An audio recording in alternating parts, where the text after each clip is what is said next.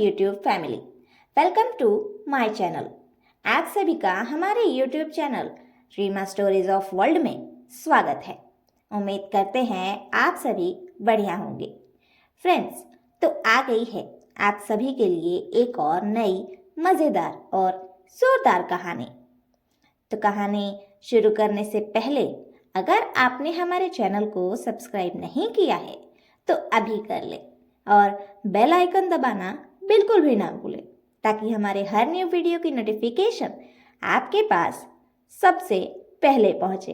तो चलिए आपका ज़्यादा समय न लेते हुए कहानी शुरू करते हैं। जादुई ड्रेस उगाने वाला पेड़। बहुत पुरानी बात है। ये कहानी अनु की है, जब वो अपनी सौतेली माँ और सौतेली बहन के साथ रहती थी। अनु के पिताजी काम करने के लिए शहर जाकर रहते थे और अनु अपने माँ और सौतेली बहन के साथ गांव में रहती थी। दरअसल अनु की माँ अनु को जन्म देने के 2 साल बाद ही गुजर गई। उसके बाद उसे देखने वाला कोई नहीं था। इस वजह से अनु के पापा को दूसरी शादी करनी पड़ी, ताकि अनु का पालन पोषण अच्छे से हो सके। लेकिन उसकी दूसरी नई मम्मी बिल्कुल भी अच्छी नहीं थी। उसका नाम था सुमन। शादी के कुछ समय बाद ही सुमन की अपनी एक बेटी हो गई, जो कि बहुत सुंदर है, गोरी है, बहुत प्यारी है, क्यूट है। लेकिन आज के वक्त में एकदम अपनी माँ पर गई है। झगड़ालू, जलनखोर, यही सारे गुण हैं उन दोनों माँ बेटी में। सुमन और उसकी बेटी परी दोनों ही हमेशा अनु से नफ़रत करते थे, क्योंकि वो सुमन की पहली सौतन की बेटी है। सौतेली बेटी को सुमन बिल्कुल प्यार नहीं करती थी, पर उसने अपनी बेटी को बहुत प्यार किया। और जब भी सुमन का पति सामने होता था, तब वो हमेशा परी और अनु को एक जैसे रखती थी, दिखावे में, ताकि वो कुछ बोल ना पाए। लेकिन जैसे ही वो काम करने बाहर चले जाते थे, दूसरे गांव या दूसरे शहर, वो अपना असली रंग दिखा देती थी। वो सुमन बहुत ही बेकार औरत थी। वो अनु को बहुत परेशान करती थी। घर के सारे काम अनु से ही करवाती थी और अपनी बेटी को आराम करवाती थी। अनु के पिता जो भी पैसे भेजते थे कि ये अनु के लिए है और ये परी के लिए, वो अनु को 1 रुपया भी नहीं देती थी और सारे पैसे अपनी बेटी परी को दे देती थी कि ले बेटा, जाकर जो मन करे वो कर। और परी उन पैसों से पार्लर जाती थी और उसका जो जी में आए, घूमना फिरना, कपड़े लेना, सब कुछ करती थी। पर अनु के पास ना तो ढंग के कपड़े थे, ना ही ढंग का खाना मिलता था, और दिन भर गधों की तरह घर में काम करना पड़ता था। वो अलग, वो बहुत दुखी रहती थी। एक दिन वो पानी भरने के पास जाती है। पानी भरकर लौटते वक्त गलती से उससे पानी का घड़ा गिर जाता है और पूरा पानी नीचे गिर जाता है। वो एक पेड़ की छांव के नीचे जाकर बैठ जाती है और रोने लगती है। तभी वो पेड़ उसे आवाज़ देता है, क्या हुआ अनु, क्यों रो रही हो? अनु शौक होकर चारों तरफ देखने लगती है, आखिर कौन बोल रहा है। तभी उस पेड़ ने कहा, मैं हूँ पेड़ महाराज, मेरी तरफ देखो। तुम हमेशा यहाँ आती हो और एकदम उदास रहती हो, क्या बात है?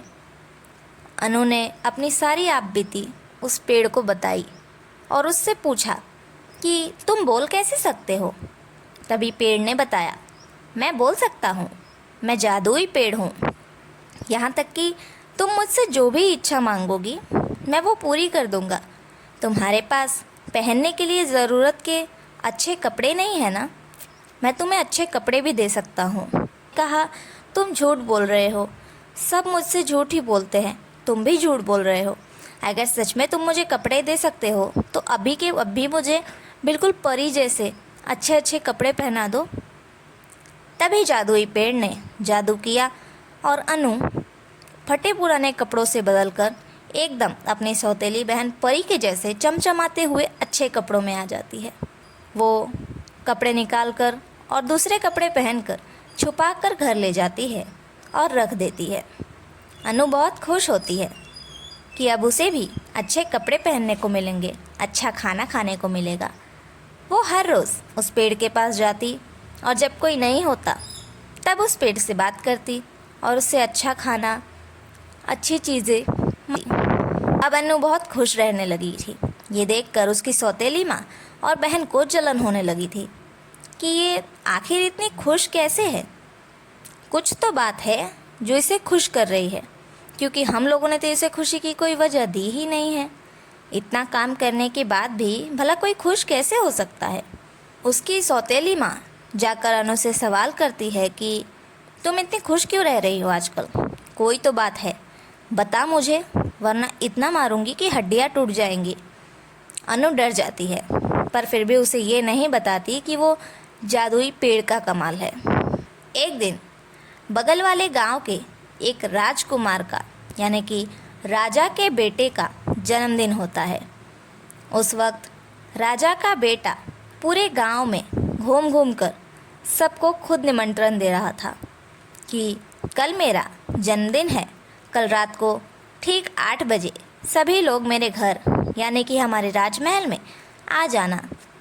पूरे गांव, जवार, जिले सबको निमंत्रण है, सभी ज़रूर आना। ये बात सुनकर गांव वाले बहुत खुश हुए कि भला एक राजकुमार के जन्मदिन की पार्टी में जाने का मौका मिल रहा है। सब गांव बस इसी चर्चा में था कि कल बर्थडे पार्टी है, हम क्या पहनेंगे, कैसे जाएंगे, कैसे तैयार होंगे, वहाँ कितने सारे लोग होंगे, कितना सारा खाना पीना होगा, और इतना बड़ा राजमहल तो हम पहली बार देखेंगे। पर अनु को कोई फ़र्क ही नहीं पड़ता था, क्योंकि वो निश्चिंत थी। उसके पास तो उसका जादुई ड्रेस उगाने वाला पेड़ जो था। अनु अपने पेड़ के पास जाती है और कहती है, कल मुझे राजा के बर्थडे पार्टी में जाना है, मुझे एक अच्छी सी ड्रेस दे दो। तब पेड़ ने उसे बहुत ही सुंदर प्यारी सी एक ड्रेस दे दी। वो घर आती है तब उसकी सौतेली माँ कहती है, चल सिलाई मशीन पर बैठ जा और मेरी परी के लिए एक सुंदर सी अच्छी सी ड्रेस बना दे, ताकि मेरी बेटी कल पहनकर राजकुमार के बर्थडे में जा पाए और लगे हाथ उन्हें मेरी बेटी पसंद आ जाए तो मैं मेरी बेटी की शादी भी उनसे ही कर दूंगी। अनु बेचारी चुपचाप जाकर ड्रेस सिलने में लग जाती है। ड्रेस तैयार हो जाती है और वो उन दोनों को दे देती है। रात को सोने से पहले उसने अपनी माँ से कहा, माँ कल सुबह मुझे भी जल्दी उठाइएगा, क्योंकि कल रात को मुझे भी तो पार्टी में जाना है। उसकी माँ उसे मना कर देती है, तू क्यों जाएगी पार्टी में, तू मेरी सौतेली बेटी है, तू मेरे साथ कहीं नहीं जाएगी, मेरे साथ तो बस मेरी बेटी परी ही जाएगी, तो चुपचाप घर पे रहना और सब काम करना। अनु दिन भर दुखी रही, क्योंकि उसे इस पार्टी में जाना था और वो नहीं जा पाई, क्योंकि उसकी माँ ने उसे मना कर दिया। वो बस यही सोचती रही कि मैं कैसे जाऊँ। अनु ने जो ड्रेस लाकर अपनी अलमारी में रखी थी, धोखे से उसकी सौतेली माँ सुमन ने वो ड्रेस निकाल कर भी फाड़ दिया। रोती हुई जादुई पेड़ के पास गई और उससे कहा कि मेरा ड्रेस तो फट गया, अब मैं क्या पहनूं? मेरी सौतेली माँ भी मुझे मना कर रही है कि पार्टी में मत जाओ, पर मेरा बहुत मन है जाने का। तब जादुई पेड़ ने उसे एक सुंदर सी ड्रेस ला कर दी। वो ड्रेस पहनकर बहुत ही सुंदर लग रही थी अनु, और टाइम बस होने ही वाला था। फटाक से जाकर राजकुमार के राजमहल में घुस जाती है। राजकुमार ने वहाँ पर एक चप्पल रखी थी, जो कि बहुत ही सुंदर हीरो की सैंडल थी, और उसने अनाउंसमेंट किया कि आज यहीं पर जिस लड़की के पैरों में मेरी ये सैंडल आ जाएगी, मैं उसी लड़की से शादी कर लूँगा। तभी गांव की सारी लड़कियां एक्साइटेड होकर आगे बढ़ती है कि कहीं ये सैंडल मेरी पैरों में आ गई तो मेरी तो किस्मत ही चमक जाएगी। लेकिन अनु बस सबसे पीछे छुपकर खड़ी होती है, क्योंकि उसे तो बस पार्टी देखनी थी और राजमहल देखना था।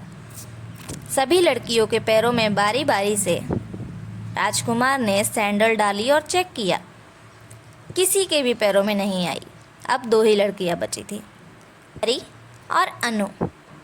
परी के पैरों में भी ट्राई कर लिया गया, पर उसके पैरों में भी वो सैंडल नहीं आई।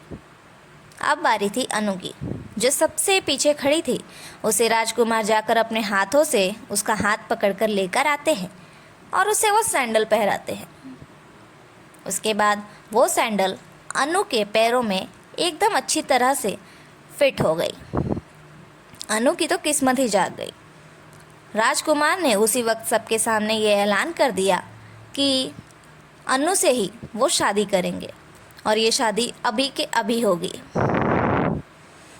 अनु की सौतेली माँ ने उसे बहुत आंख दिखाए कि ऐसा मत कर, लेकिन राजकुमार की आंखों में प्यार देखकर अनु किसी से भी नहीं डरी। उसने भी हाँ कह दी और इस तरह से अनु की किस्मत एकदम फूटी थी, वो एकदम चमक गई और बुरा चाहने वाले चाहते ही रह गए। अनु की ज़िंदगी में सब कुछ बदल गया। जितनी दुखी वो रहती थी, उतना ही अब खुश रहने लगी। तो फ्रेंड्स, ये थी हमारी आज की कहानी। आप सभी को कहानी कैसी लगी ये कमेंट बॉक्स में ज़रूर बताइए, और कहानी अच्छी लगी हो तो ज़्यादा से ज़्यादा शेयर ज़रूर करें। Thank you.